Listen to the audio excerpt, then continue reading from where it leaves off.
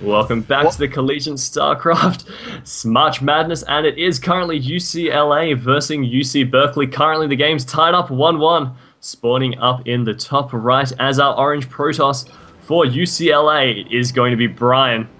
His teammate in the purple Zerg, Drake Agari, and their opponents all the way from UC Berkeley. It is going to be Sky as our red Terran and the purple Zerg Sunshine. I am joined by the amazing, the wonderful, and cheesy Empire TV.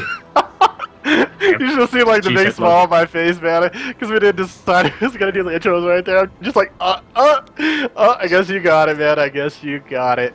Thanks for bringing me in, guys. Hopefully you guys are enjoying the first qualifier of CSL March Madness. Again, a little bit of bear on bear crime.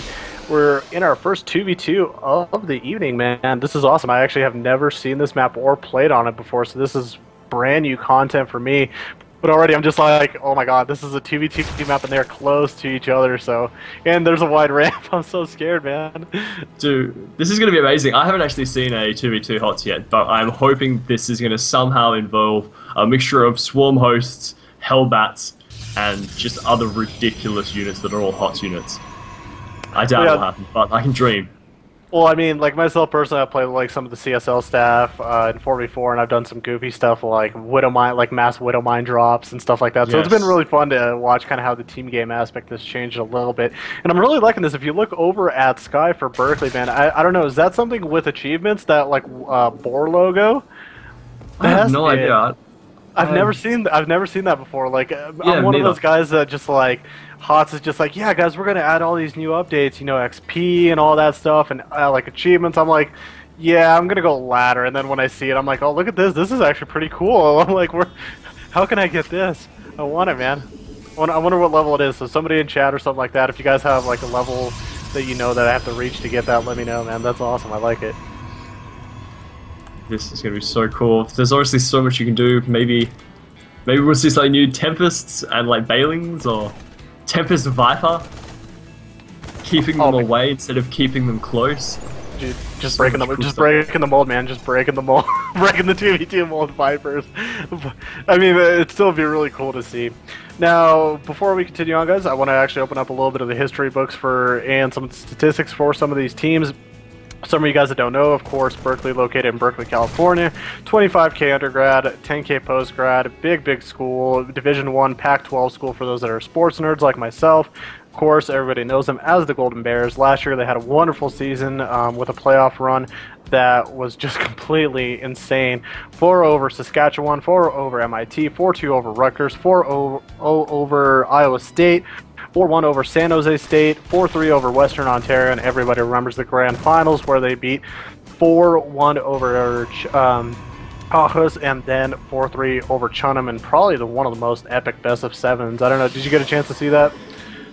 No, but someone did in chat tell us how you can get that wonderful ball logo. Would you like to know? Yes, I would. 750 team wins. Well, I don't know how soon I'll be able to get that. I'm like, I don't know. I'm like, I'm not exactly a team game player, so might have to wait up on that, you know. Might have to wait until my passion, where I lose my passion for StarCraft before that happens. Oh, yes, man. Last season there was a prevailing sense that obviously the strategy going for, what was it? Speedlings and Hellions was really popular. Everyone seems to be using that. I wonder if it's still going to be kind of the flavor of the game.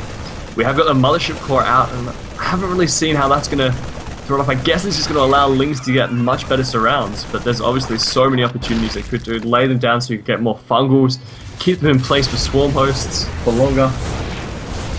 Yeah, right now, well, overall, Berkeley's actually playing this really solid. They've already done a lot of harass. They've already taken out some of the drones for UCLA. They've taken out the Queen as well. And I mean, at this point, they're forcing more and more units out of UCLA, and that's not a position where they want to be at. UCLA was hoping that they could actually saturate this in natural and be fine, but now at the moment, they have to actually worry about all this aggression that's coming right to them. So overall, beautiful play. And I mean, look at Berkeley on the backside. They're macroing up. They forgot to change their hotkeys, but still, no problems. Overall, yeah. Dude, they're even going for an additional CC. That's like, to see this many bases in a 2v2 is amazing. Usually 2v2s are ending around 16 minutes, or maybe even 15 minutes with just Hellion kind of Ling pushes back and forth and seeing who would take the advantage. But this seems like it's going to head towards that macro game we wanted.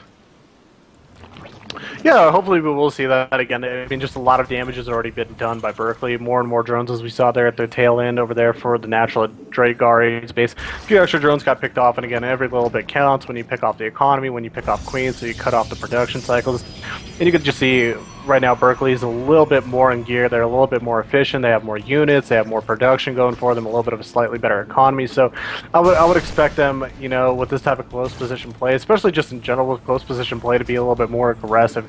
And I would typically be tempted to be doing that anyways. Now on the backside over here, look at that, man. More harass going on. This is good stuff from Berkeley. Well, 750 wins doesn't kind of speak for yourself, especially given the fact that it only recently came out for them to have got that achievement. Now, I honestly, being a student, I have to say, in Hod's being out only a week or so, I'm going to say he didn't get those 750 games within a week. If he did, props to you. You are a god above gods, and you probably didn't sleep a whole entire week, so I hope you get some rest. But I'm going to assume he probably got a lot of those wins over the Hod's beta, playing a lot of those 2v2 team games. So, yeah, I'm just like, looking at that, you're like, 750 games since the Hod's beta. I'm like, that is just, that's almost mathematically impossible, man. Crazy. Yeah, it's kind of been crazy, man. Man. To how they've done. I mean, I'm not really sure how many achievements actually stayed over, because I know some of them did lose. So, I mean, it's possible. Now there are some cool achievements. I can't remember which one it is, but I think you have to like reach like level 27 or 30 or something like that. And as we see the Ling run by, it's like really cool. You get some of the different kind of portrait. I mean, not portraits, but the different type of skins, like the new Overlord skin, the new Zealous skin, stuff like that. I don't know if you've had a chance to see any of those. Those are pretty unique. Oculus skin looks amazing. And scary, man. It's like you see some of the especially the Zealot scared me the other day. I'm like, I didn't realize. I see the Dark Zealot. I'm just like, oh, what is this? I'm like, is this a special overpowered Zealot? I'm like, I don't want to fight this. Protoss is already imbalanced enough as it is. I'm like, no more, no more. Well, he hasn't yet transitioned to the Sky Toss, which is somewhat surprising. Oracle's obviously being really popular at the moment. Oh man, yeah, blue and purple was so hard to discern. Oh my god. Oh, they gotta back up. Berkeley, don't overextend, man. This is a 2v2. I mean, this is a 2v2, but you cannot overextend because, again, there's already a nice thick Protoss army. There's a lot of Ling Roach. If they're able to crush that army, they will have an opportunity to counterattack, and you gotta keep your advantage as it goes. As we look and see Berkeley's Sky Terran, he's already got his natural up and running, and Sunshine as well as taking his third base while all this action is going on. And I like this. They're kind of hanging out outside the front of their base. They're putting a lot of pressure, at least mentally, on... Drop in the main. Drop in the main, yeah. Oh, Colossus gets focused down. Immortals are at the front. You got to get them out of the front. Beautiful time warp, but at this point, just so much damage is getting done at the backside in the main.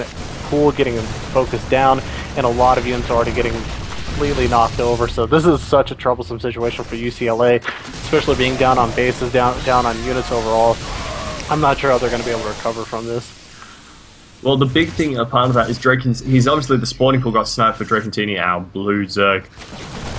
So that's going to make it very difficult for him to reinforce. They may just have Berkeley continue to keep up the harass, keep up the pressure, force him to build only roaches until his gas basically runs dry. Yeah, it's definitely possible. I'm just basically focusing at this point on the UCLA attack coming out right here in the front. There's quite a few roaches, but there are now quite a bit of bio as well, plus 4 Vikings total. That should be able to pick off the Colossus very easily.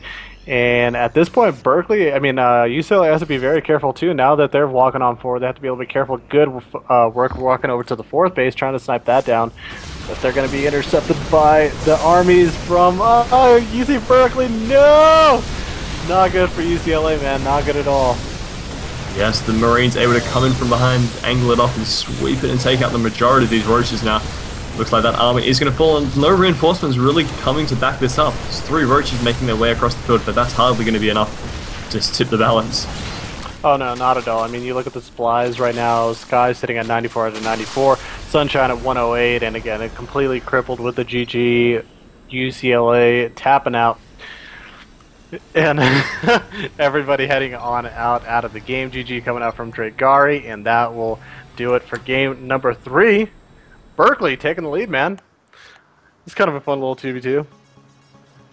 Yeah, well, I mean, It's kind of it was very like I mean it wasn't utilizing any of the new hot units. Maybe players aren't necessarily as comfortable with them yet, but I don't know. Yeah, I would have liked to have seen a Viper. You know what we haven't seen today? We haven't seen any mines, man. We haven't seen any mines. I'm almost upset. I'm like we haven't really seen it. We haven't seen Hellbats, if I'm not mistaken either. We haven't seen Hellbats. We haven't seen mines. These guys are just like playing. These Terrans for Berkeley are playing so nice, man. Being so. Yeah. It kind of reminds me of when WoW came out and everyone was complaining about, you know, Terran capabilities, and it's just kind of happened again. Hey man, that's how I got my start. 3 racks all in, that's how I got my start. Not gonna complain about our Terran capabilities.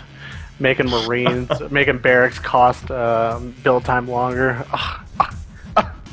It's like you can salvage it or anything. Alright guys, well we're going to be right back after a quick commercial. A quick reminder, join us in raid call group 11111. Chill in our lounge, we've already got one giveaway going on. We'll double check with you guys, see if there's another one that's going to be going on later today, but we're going to be right back with game number 4 between Berkeley and UCLA. Ladies and gentlemen, don't go anywhere.